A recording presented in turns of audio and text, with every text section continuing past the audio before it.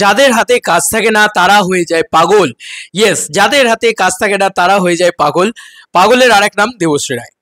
ভাই এছাড়া আর কি বলবো ভাই, আমি এটা সবাই দেখছি, যারা যখনই দেখছি দেবদা জিদ্দাকে নিয়ে একটা পোকিং করা বা একটা মন্তব্য করলে দুটো একটু লাইমলাইটে আসা যাবে, একটু ভাইরাল হওয়া যাবে, ঠিক আছে। এছাড়া আমার মনে হয় না আর কোনো কারণে তারা এ ধরনের মন্তব্য বা এ ধরনের কাণ্ড কারখানা ঘটাতে পারেন বা ঘটান।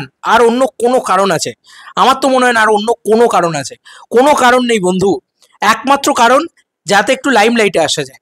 যদি সত্যি সুপারস্টার মেগাস্টার এখন কেউ না হয়, তাহলে সঙ্গে সঙ্গে কারা এখন সুপারস্টার মেগাস্টার অলরেডি হয়ে বসে আছেন ইন্ডাস্ট্রিতে, তাদের নামের তাদের ফ্যান ফলোয়িংরা গালাগালি করবে, ধুমা গালাগালি করবে, দুটো কন্টেন্ট ক্রিয়েটার ভিডিও বানাবে, আমার নামটা আবার লাইমলাইটে আসবে। আপনাকে কেউ মনে রেখেছে এখনো? আপনি একজন অসাধারণ অভিনেত্রী, আমি মানছি, কিন্তু আপনি আজকে জাস্ট ইরেলিভেন্ট হয়ে গিয়েছেন।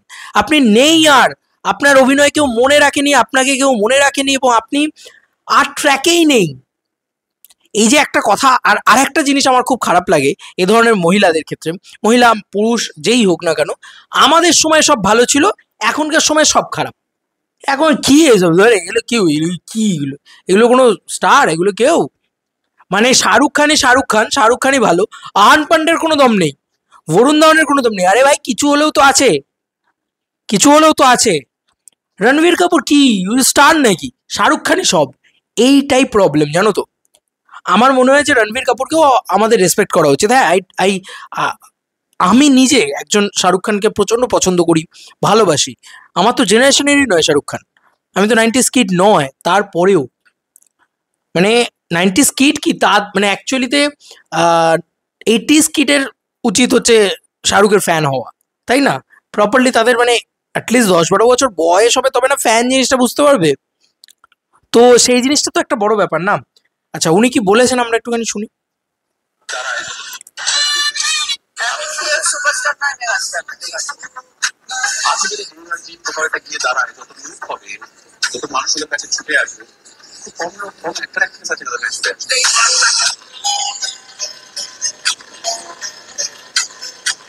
আমার মনে হয় এই মিমটা হচ্ছে একদম পারফেক্ট, এই মিমটা একদম পারফেক্ট। অতনু ঘোষের স্টোরি থেকে এটা দেখতে পেলাম,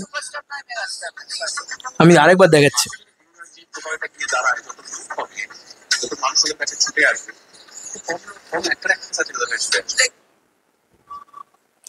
এটা হচ্ছে তার প্রমাণ, ঠিক আছে। এই তো কয়েকদিন বাদে জিদ্দার বার্থডে আসছে, দেবদার বার্থডে আসছে, দেখবে কে মেগাস্টার কে সুপারস্টার, কার জন্য পাবলিকের ভিড় হয়। এবার তুমি বলবে আগে তো এই হতো, আগে তো ওই হতো। ভাই আজও হয়, ভাই আমি আজকে বলছি আজও হয়। আজও একটা মানুষকে নিয়ে, এই যে দেবদা জিদ্দা, এদের যদি কোনো পাওয়ার না থাকতো না, এই বান্দাগুলো ভিডিও বানিয়ে যেত না পাগলের মতন। যদি সত্যি একটা সুপারস্টার মেগাস্টারের কোনো পাওয়ার না থাকতো, তাদের যদি সত্যি সুপারস্টারডাম মেগাস্টারডাম না থাকতো, পাগলের মতন এইভাবে ছেলেপুলে দৌড়াতো না। কি বোগাস কথাবার্তা! আজ কেউ সুপারস্টার মেগাস্টার নয়, এই কথাটা দেবশ্রী রায় বলে দিলেন, আর রাজ চক্রবর্তী ধুয়ে দিল। রাজ চক্রবর্তী ওই কথাটা বলেই ধুয়ে দিয়েছে, মানে রিপ্লাই তো করেনি রাজ চক্রবর্তী, কিন্তু রাজ চক্রবর্তীর স্টেটমেন্ট, আগেরই দেওয়া স্টেটমেন্ট, সেটাকে নিয়ে মিম তৈরি করা হয়েছে। অ্যাকচুয়ালি তো বলা উচিত এইটা, যে দেবদা জিদ্দাকে অপমান করায় রাজ চক্রবর্তী ধুয়ে দিল, ঠিক আছে। রাজদা তুলেছে এই সুপারস্টার মেগাস্টার, এই যে আখ্যা যারা এখন পাচ্ছেন, তাদেরকে তুলেছে রাজদা।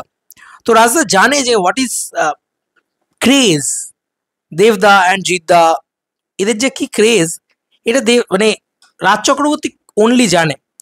একটা সুপারস্টার ডিরেক্টর, তো তাকে দেখলেও একটা ক্রেজ তৈরি হয়। না না, এগুলো কি ধরনের মন্তব্য? না, একবার মানুষের ভাবনা চিন্তা করা উচিত। একটা মহিলা ফট করে বলে দিলেন, মানে আমি সুপারস্টার হিরোইন, আমার সময়ের আমি মানে টলিউডের একদম টপ, কিন্তু আমার পরে যে আসছে তাকে আমি মেনে নিতে পারবো না। এ কি? দীপিকা পাড়ুকোনকে রিপ্লেস করেছে কিয়ারা আডবাণী, কিয়ারা আডবাণীকে রিপ্লেস করবে হচ্ছে আনিক পাড্ডা, হবেই হবে। এটা কালের নিয়ম ভাই, কিচ্ছু করার নেই। বলিউডেও এটা হয়ে এসছে, সাউথেও এটা হয়ে এসছে, আমাদের এখানেও এটা হচ্ছে। আজকে আল্লু অর্জুন করছে, কালকে দেখবে একটা নতুন ছেলে এসেছে আল্লু অর্জুনকে রিপ্লেস করছে। এটাই তো স্বাভাবিক ব্যাপার না? মানে আমি যদি ধরে বসে থাকি যে না মিঠুনদা ছিল, পুম্বাদা ছিল, তারপরে আর কিছু হবে না, কেউ সুপারস্টার মেগাস্টার হতে পারবে না, ভাই ওই লেভেলটা ওই লেভেল, এইটা তো খুব খারাপ। নিজে বুম্বাদা রেসপেক্ট করে দেবদাকে, নিজে বুম্বাদা বলছে যে আমি যেভাবে ইন্ডাস্ট্রিকে একা কাঁধে এগিয়ে নিয়ে যাওয়ার চেষ্টা করেছি, নিজে বুম্বাদা এই কথাটা বলেছে যে শ্বশুরবাড়ি জিন্দাবাদের সময় আমি যে রেভলিউশনটা আনার চেষ্টা করেছি, আর বাংলা কমার্শিয়াল ছবি ওরকমভাবে চলেছে, ওরকম একটা সিলভার জুবলি হয়েছে, ওরকমভাবে মানুষের মানে দিনের পর দিন দেখেছে। আজকে দেব সেই চেষ্টাটা করছে যে ইন্ডাস্ট্রিকে কি করে বড় করবো। বুম্বাদা যে চেষ্টাটা করেছিল সেই সময়, সেই চেষ্টাটা আজকে দেব করছে যে বাংলা সিনেমাকে কি করে বড় করব। আজকে জিদ্দা চেষ্টা করছে বাংলা সিনেমা বা বাংলার মানুষকে কি করে গোটা প্যান ইন্ডিয়াতে নিয়ে গিয়ে পরিচয় করিয়ে দেবো, গোটা প্যান ইন্ডিয়াতে মানে রাজত্ব দাবদাবা করব। আজকে আফটার মিঠুনদার পরে কারুর নাম শোনা যায়?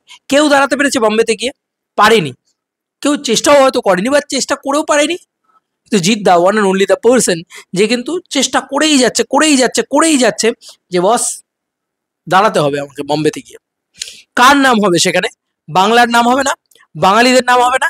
যে মিঠুন চক্রবর্তী লাস্ট আমাদের এখান থেকে টলিউড থেকে একজন বাঙালি যে গিয়ে এই হিন্দি জয় বা বলিউড জয় করে এসছে, আজকে জিদ্দা সেটা করছে। তো এই দুজন মেগাস্টার নয়, এই দুজন সুপারস্টার নয়? আর এটা তো তার সব থেকে বড় প্রমাণ। আমি আবার দেখাচ্ছি, মানে আমার মনে হয় যে এটা সব থেকে বড়।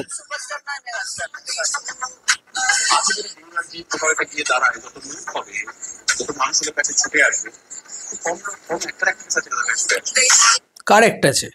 তারপরে এই ছবিটা আসছে, এই পুরো বিষয়টা আসছে আর কি অ্যাকচুয়ালিতে। তো এবং দেবদারও আমরা দেখেছি মানে বড়মার মন্দিরে না জানিয়ে গিয়েছে, তারপরেও তাকে হুডকোলা গাড়ির ওপরে তাকে সানরুফ খুলে বেরিয়ে কাতারে কাতারে লোক, এদিক থেকে লোক, এদিক থেকে লোক, ওদিক থেকে লোক, সেদিক থেকে লোক, এই ব্যাপারটা হয়েছে।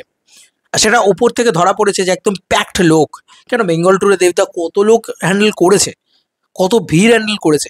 জিদ্দার কথা তো ছেড়েই দিলাম, জিদ্দাও যদি কোনোদিন গ্রাম বাংলায় যায়, খুব একটা করে না। জিদ্দার একটা মাচাতে গেছিলাম, দেখে না আমার শ্বাসকষ্ট শুরু হয়ে গেছিলো, মানে আমার গিয়ে শ্বাসকষ্ট শুরু হয়ে গেছিলো। বুঝতে পারছো তো কি ক্রেজ মানুষটার। তাই কাউকে না দাগিয়ে দেওয়া উচিত না। আমার শরীর খারাপ হয়ে গেছিল, এত লোক কাল নয় একটা ইয়ে হয়েছিল। তো প্লিজ রেসপেক্ট করতে না পারেন, ছোট করবেন না আমাদের সুপারস্টার মেগাস্টারদেরকে। এরা আমাদের আবেগ। ঠিক আপনাদের কাছে যেরকম আবেগ হচ্ছে আপনাদের হিরোরা, আপনাদের নায়কেরা, যে মিঠুনদাই তো মেগাস্টার, জিৎ, তারপরে তোমার বুম্বাদাই তো সব, এইটা যেরকম আপনাদের কাছে আবেগ, আমাদের কাছেও আমরা আই রেসপেক্ট বুম্বাদা, আই রেসপেক্ট মিঠুনদা, আমরা সবসময় রেসপেক্ট। আমি নিজে কাজ করেছি বুম্বাদা মিঠুনদার সাথে, প্রত্যেককে আমরা চরম রেসপেক্ট করি। কেন করি? কারণ তারা আমাদের জেনারেশনকে রেসপেক্ট করে। আমি মিঠুনদাকে জিজ্ঞেস করেছিলাম একটা কথা, যে প্রজাপতি অনেকে বলে যে আপনার জন্য চলেছে, ভূমিকাটা কত, দেবদার ভূমিকাটা কত, সত্যি কি আপনার জন্যই শুধু চলেছে? মিঠুন চক্রবর্তী নিজেই কথাটা বলেছে, আমার ইন্টারভিউতে বলেছে, এখন অব্দি এটা মানে অন রেকর্ড আছে, যাও গিয়ে চালিয়ে দেখে নাও। মিঠুন চক্রবর্তী বলেছে দেবের জন্যেও চলেছে, দেবের একটা বড় ভূমিকা আছে, যতটা আমার ভূমিকা আছে ততটাই দেবের ভূমিকা আছে। অথচ আমরা সবাই জানি যে দেবদা কিন্তু মানে তুলনামূলক মিঠুন চক্রবর্তীকে ফোর ফ্রন্টে রেখে ছবিটা তৈরি হয়েছিল। তাহলে মানে এগুলো ভোগাস কথাবার্তা। তারপরও মিঠুন চক্রবর্তী এই রেসপেক্টটা দেবদাকে ফিরিয়ে দিচ্ছে। তাহলে ওয়াই আমরা এই নোংরামিটা করব? সেই প্রজন্মের একটার অ্যাক্ট্রেস যাকে এখন কেউ পাত্তাই দেয় না, যে পলিটিক্যালি তো বোধ হয় সে শুধু পলিটিক্যালি দাঁড়িয়ে আছে, তার তো কোনো মানে সিনেমাও আসে না, তার অভিনয়ও দেখা যায় না, বিলুপ্ত প্রায় একটা অভিনেত্রী। সে কি করে এখনকার যত স্টারদের আছে তাদেরকে নিয়ে খারাপ বলে? হ্যাঁ, আমি এটা মানছি যে অবশ্যই আমাদের স্টারডম জিনিসটা ফিকে পড়ে যাচ্ছে, কিন্তু তুমি বলো এটা তো লাস্ট স্টার, লাস্ট সুপারস্টার, এই কথাটা যদি কেউ বলে না, সেটা দেবদা কি বলবে? কি বললো রাজ চক্রবর্তী, এখনো যদি দেব আর জিৎ কোথাও গিয়ে দাঁড়ায় না, সেই জায়গায় যত পরিমাণে লোক দেখতে আসবে, আচ্ছা আচ্ছা লোককে অত লোক দেখতে আসবে না। এই যে দেবশ্রী রায় এত কথা বলছে, দেবশ্রী রায়কে লোকে দেখতে আসবে? একজনও দেখতে আসবে এখন? ডেফিনেটলি দেখতে আসবে, একজন তো ডেফিনেটলি দেখতে আসবে, বাট কজন দেখতে আসবে? যতটা দেবদাকে দেখতে ভিড় হবে, যতটা জিৎদাকে দেখতে ভিড় হবে, ততটা কি হবে? হবে না তো। ইভেন দেবদা জিদ্দার পরবর্তীতেও আর কেউ সেই লেভেলের জায়গাটাই তৈরি করতে পারেনি। তাহলে যে সুপারস্টাররা রয়েছে আমাদের ইন্ডাস্ট্রিতে তাদেরকে মাথায় তুলে রাখি। প্রতি প্রজন্মের সুপারস্টার চেঞ্জ হয়েছে। আজকে উত্তম কুমারের পরে চিরঞ্জিত বাবু, রঞ্জিত মল্লিক এসছেন, তারপরে বুম্বাদাদের ফেসটা এসছে, তারপরে দেবদা জিদ্দার ফেসটা এসছে, তারপরে অঙ্কুশ, ইয়াশ, বনি এদের ফেসটা এসছে, তারপরে আর কেউ আসেনি যদিও। তো এই তো প্রসেস। বাট হ্যাঁ, অঙ্কুশ, ইয়াশ, বনি এরা কেউই দেবদা জিদ্দার জায়গায় পৌঁছাতে পারেনি। দেবদাজি তো কোনোদিন মুম্বাদার জায়গায় পৌঁছাতেও চাইছে না, মিঠুনদার জায়গায় পৌঁছাতেও চাইছে না। দে আর সুপারস্টার, দে আর মেগাস্টার, এই কথাটা তারা ডিজার্ভ করে, তাদের সম্মানটা তারা ডিজার্ভ করে। এইভাবে অপমান করা যায় না। আমাদের আমাদের আবেগ এটা ভাই। তোমার আবেগ যদি যেই থাকুক না কেন, আমার আবেগ দেবদা জিদ্দা। এদের দুজনকে নিয়ে আমি অপমান সহ্য করবো না, এবং একটা সেলিব্রিটির মুখ থেকে স্পেশালি। কোনো ইউটিউবার বলতে আমি পাত্তাও দিতাম না। ছি ছি ছি, দেবশ্রী রায় এটা খুব খুব নোংরা একটা জিনিস করেছেন, খুব বাজে একটা কথা বলেছেন, এবং রাজ চক্রবর্তীই ধুনে দিয়েছে। রাজ চক্রবর্তীর স্টেটমেন্টটাই তার কথাটাকে ধুনে দিয়েছে। এটাই বলবো, আর কিচ্ছু বলবো না। আজকে কেউ সুপারস্টার মেগাস্টার নেই। আর এই স্টেটমেন্টটা থেকে আমার একটা কথাই মনে হয়, আমাদের সময় সব ভালো ছিল। দেখবে এটা এটা অনেকে বলে, মানে এটা আমাদের বাড়িতে বয়োজ্যেষ্ঠ, আমাদের সময় তো এই ছিল, আমাদের সময় ভাই আমরা কি কিছুই পাইনি নাকি? সব খারাপ আমাদের সময়, সব কিছু খারাপ আমাদের সময় কেন? আমি না সবসময় একটা জিনিস মনে করি, যে কোনো জিনিসের ভালোও আছে খারাপও আছে। আজকে তুমি সোশ্যাল মিডিয়াটাকে বলতে পারো যে খারাপ, এটা খারাপ, এটা খারাপ। মুম্বাই এটাকে একসেপ্ট করে সে ইনস্টাগ্রামে কোলাবরেট লিঙ্ক পাঠাচ্ছে, কোলাবরেট করছি আমরা। কেন করছে? এটাই হচ্ছে new generation, this is the new promotional, কি বলবো, ওয়ে। একটা বাংলা ছবি কোনোদিন ভাবতো ইউটিউবারদের দিয়ে প্রমোশন করাবে? একটা নতুন ওয়ে খুলে গেছে। এগুলো নতুন জিনিস, এগুলোকে একসেপ্ট করতে হয়, নাহলে পিছিয়ে পড়তে হয়। ঠিক আছে? তো আমি এটা সবসময় বলে থাকি যে এই যে নতুনদেরকে, নতুন মানেই খারাপ। আর আগেই আমাদের সময় কি ছিল? তা তো বুম্বাদা বলবে ভাই উত্তম কুমার কি ছিল, উত্তম কুমার তো আসল মহানায়ক ছিল। তারপরে কে এসছে উত্তম কুমারের মতন? এটা তো ঠিক না। আমি উত্তম কুমারকেও সম্মান করবো, আমি বুম্বাদাকেও সম্মান করবো, আমি দেবদাকেও সম্মান করবো, জিৎদাকেও সম্মান করবো। কি তাই তো? তাই তো হওয়া উচিত অ্যাকচুয়ালিতে। প্রতিটা প্রজন্মে প্রতিটা মানুষ এসছেন, কিন্তু না, কেউ হয়তো বললো না আমি এইটিজে জন্মেছিলাম, আমার সময়টাই সব থেকে ভালো ছিল, এখন কি দেখি সেগুলো। এটা ঠিক না, এটা এটা করা উচিত নয়। আমার মনে হয় আমরা আমাদের পরবর্তী জেনারেশনে আমরাও যেন না করি, আমিও যেন না বলি, বা আমরা কেউই যেন এটা না করি।